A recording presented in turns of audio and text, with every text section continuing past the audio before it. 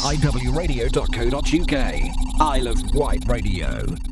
Just take us through, bring us up to date really with the waste collections, because I know there have been a couple of issues for you. Well, firstly, it's been very successful from what we've seen today for the people who are on their recycling collections. Certainly on the loads that have been coming in, everybody seems to have embraced the recycling, and certainly would indicate that the amount of recycling waste that we're now actually going to be able to deal with is increased compared to what it was before under the voluntary system. We would accept there have been, as we explained before, some teething problems, and there were some slippages, and we've been working very hard to bring things up to date. And over the weekend, deliveries were ongoing to those people who did have their first recycling collection this week, so all of those should now have been made. For people who are expecting their normal sort of black sack for collection, let's call it, this week, they will be receiving their recycling containers throughout this week, and we have doubled up on the number of delivery teams actually doing that, so that we can ensure that they will get them as soon as possible throughout the week.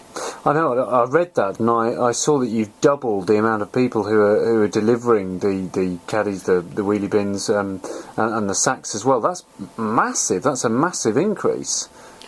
We were always looking to try and get things delivered this week. As I said, there have been probably a few days slippage, and that's why we made the decision to really just to double it, to make sure everybody did get everything as soon as they could. You can obviously give the assurance, as you were saying there, though, that those people will get what they've requested or that's been deemed for them in time for their collection. Certainly. If they've got a recycling collection that begins next week, then they will have their items in place.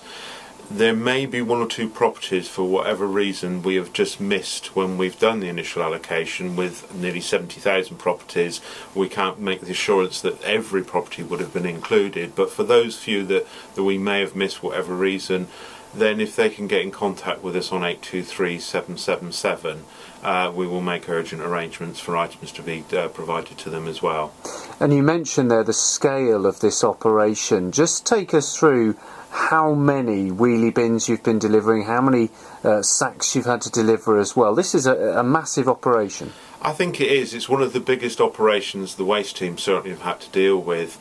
If you add together the wheelie bins together with the two types of food caddies, you're talking somewhere in the region of 180,000 items, plus 1.4 million sacks to be delivered out. So it is big numbers, and we always accepted that we wouldn't get it 100% right at the outset.